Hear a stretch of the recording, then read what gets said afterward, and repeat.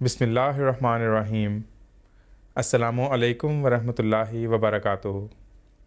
M T A international کے London studio سے عالمی جماعتی خبروں کے بلیٹن کے ساتھ ہم حاضر ہیں۔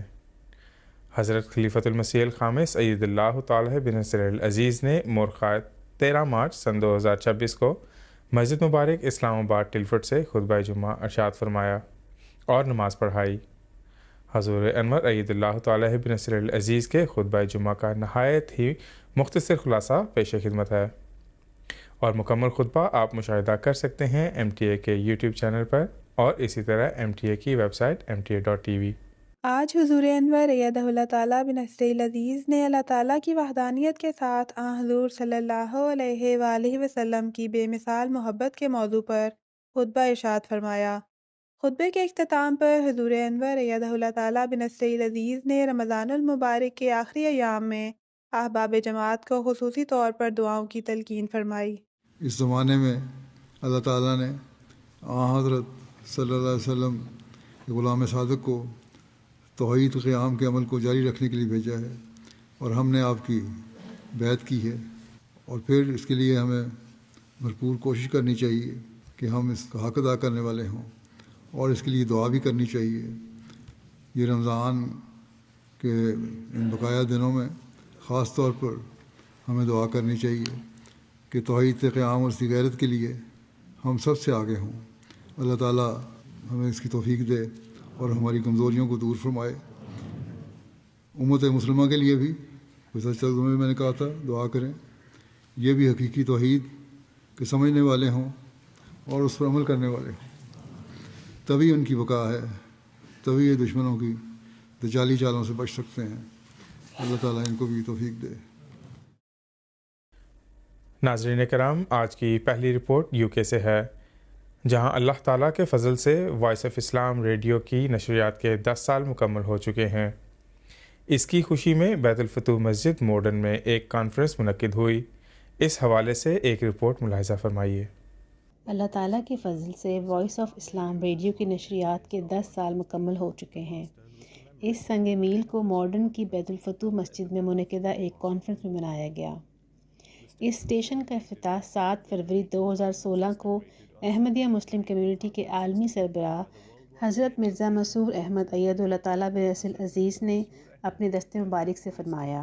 The purpose of the Voice of Islam is to inform people of the true teachings of Islam and to make it abundantly clear that Islam's teachings perfectly conform and relate to the needs of every era and every person.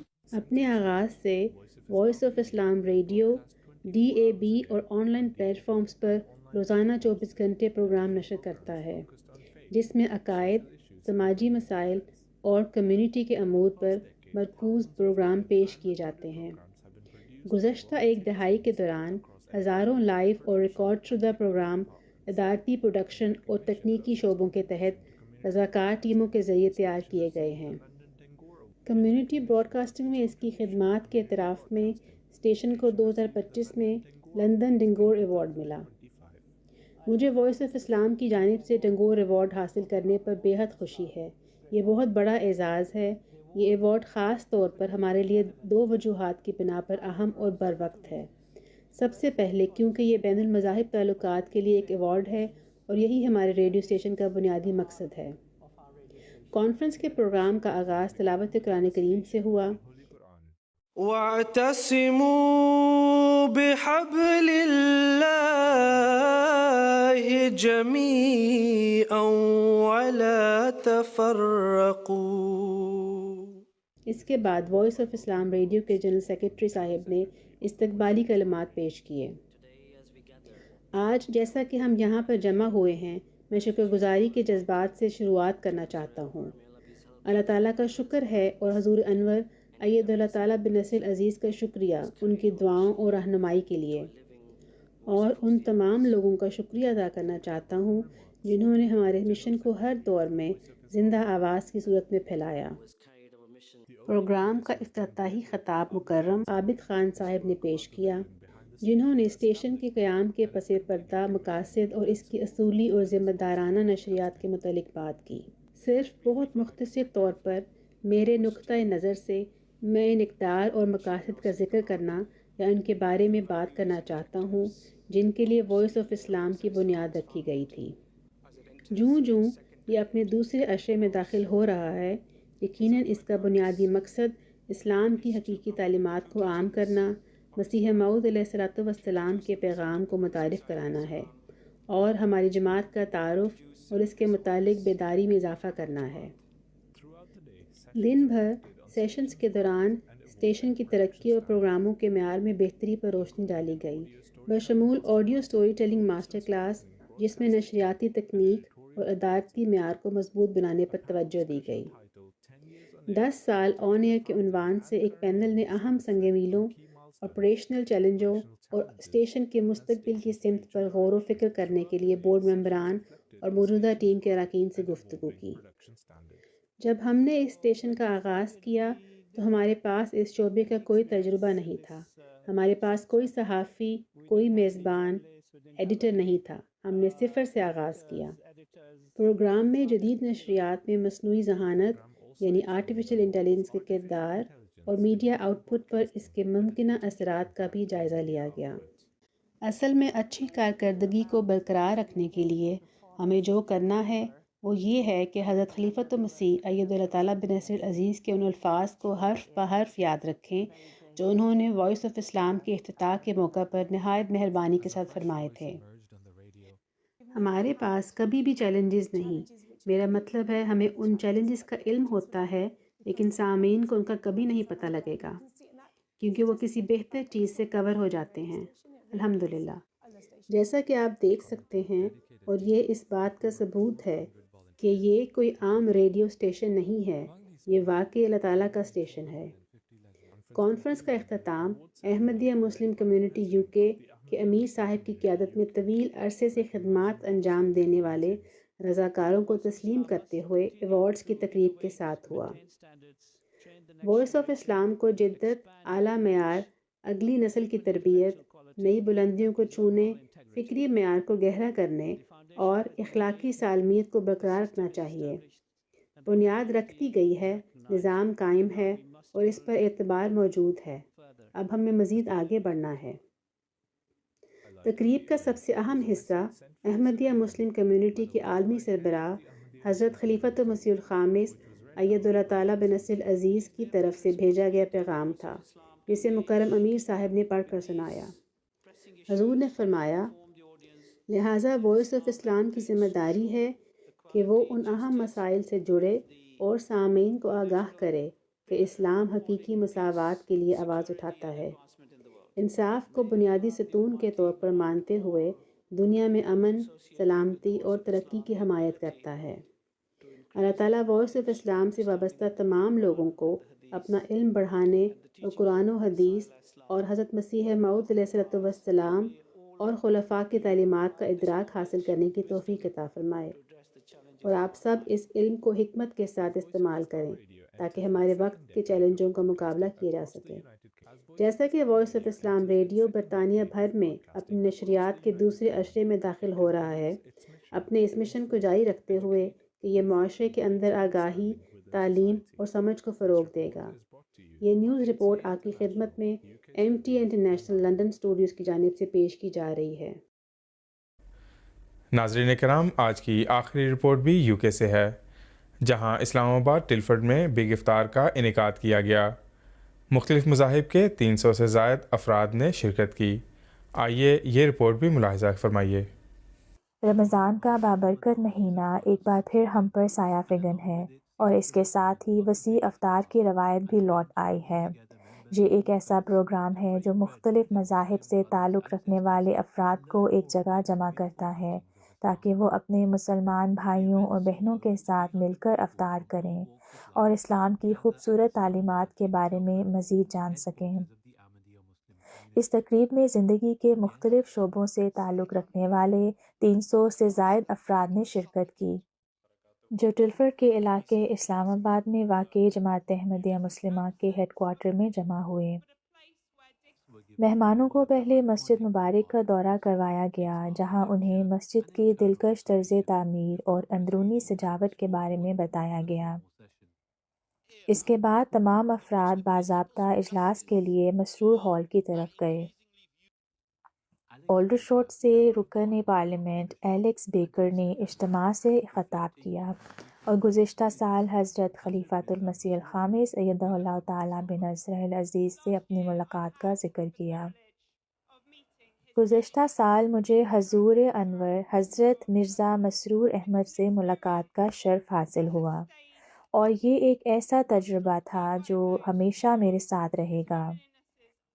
جس بات نے مجھے سب سے زیادہ متاثر کیا وہ حضور کی عالمی امن کے لیے غیر متزلزل وابستگی تھی۔ ایسا امن نہیں جو صرف ایک نعرہ ہو یا کوئی بعید اور مبہم تصور ہو، بلکہ ایسا امن جو انصاف، انسانیت اور اخلاقی ذمہ داری پر قائم ہو۔ حضور مسلسل اس بات پر زور دیتے ہیں کہ رہنماؤں اور قوموں کی ذمہ داری ہے کہ وہ دشمنی سے پیچھے ہٹیں اور تقسیم کی بجائے مکالمے کا راستہ اختیار کریں۔ وہ ہمیں یاد دلاتے ہیں کہ حقیقی امن طاقت کے ذریعے نہیں بلکہ انصاف اور ہمدردی کے ذریعے قائم ہوتا ہے۔ اس کے بعد مرکزی مقرر مسٹر ابراہیم اخلاف، جو جماعت احمدیہ مسلمہ برطانیہ کے شعبہ تبلیغ کے نیشنل ڈائریکٹر ہیں، نے خطاب کیا۔ ان کے خطاب کا موضوع تھا روزہ وہ آگ جو ایمان کو زندہ رکھتی ہے۔ انہوں نے کہا، رمضان کے ان بابرکت دنوں میں ہم اللہ تعالیٰ کی محبت اور رضا حاصل کرنے کے لیے روزہ رکھتے ہیں۔ ہم روزہ رکھتے ہیں تاکہ گناہوں کی غلامی سے نجات حاصل کریں۔ در حقیقت ہم روزہ اس لیے رکھتے ہیں کہ ہماری زندگیوں میں ایک مستقل اخلاقی اور روحانی تبدیلی پیدا ہو۔ مزید یہ کہ ہم روزہ اس لیے رکھتے ہیں کہ ہمارے اندر ایسا دائمی جوش اور جذبہ پیدا ہو جو ہمیں دنیا میں امن اور انصاف قائم کرنے کے قابل بنائے۔ اس وقت دنیا پر تاریکی چھا چکی ہے اور امن، انصاف اور راست بازی کا ٹمٹماتا ہوا چراغ بجھنے کے قریب ہے۔ اس تقریب کے بعد سوال و جواب کا ایک سیشن ہوا جس میں حاضرین کو اسلام کے بارے میں اپنے سوالات پوچھنے کی دعوت دی گئی۔ یہ بات درست نہیں کہ اسلام برطانوی اقدار کے ساتھ مطابقت نہیں رکھتا۔ دراصل اسلام ان اقدار سے ہم آہنگ ہے۔ اسلام کیا سکھاتا ہے؟ اگر آپ اسلام کی تعلیمات کو دیکھیں تو وہ آزادی کا درس دیتا ہے۔ مثال کے طور پر قرآن کریم کی ایک بہت معروف آیت ہے جس میں کہا گیا ہے کہ دین میں کوئی جبر نہیں، دین میں زبردستی نہیں ہے۔ یہی وہ بنیادی اصول ہے جس کے مطابق ہم مسلمان اپنی زندگیاں گزارنے کی کوشش کرتے ہیں۔ ہم ایک ایسے معاشرے میں رہتے ہیں جہاں ہمارے پڑوسی اور ارد گرد کے بہت سے لوگ ہم جیسے عقائد نہیں رکھتے، لیکن ہم انہیں اپنے عقائد قبول کرنے پر مجبور نہیں کر سکتے۔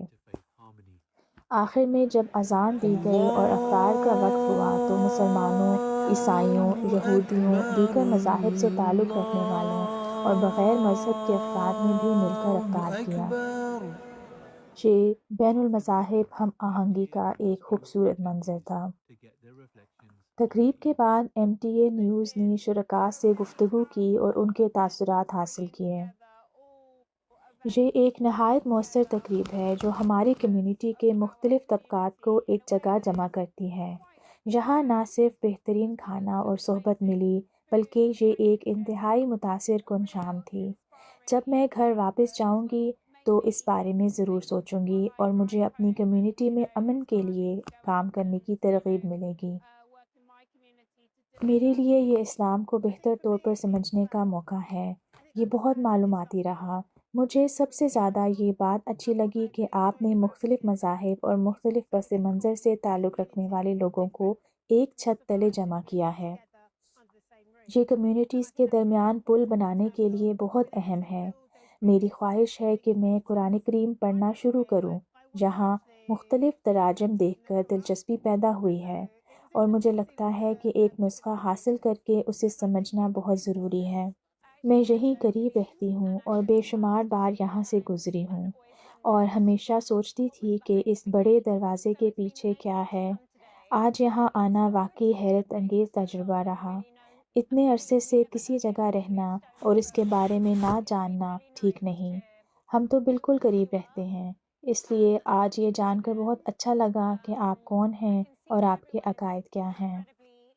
تو اس قسم کے محفل یہ بہت اچھا ہوتا ہے جب ہم اکٹھے ہوتے ہیں، مختلف مذہبوں سے ملتے ہیں ہم لوگ اور بات کرنے کا موقع ہوتا ہے، خاص طور پر جب ہم کھانا کھاتے ہیں اکٹھے، یہ بہت اچھا موقع ہے کہ ہم دوستی بنا سکتے ہیں۔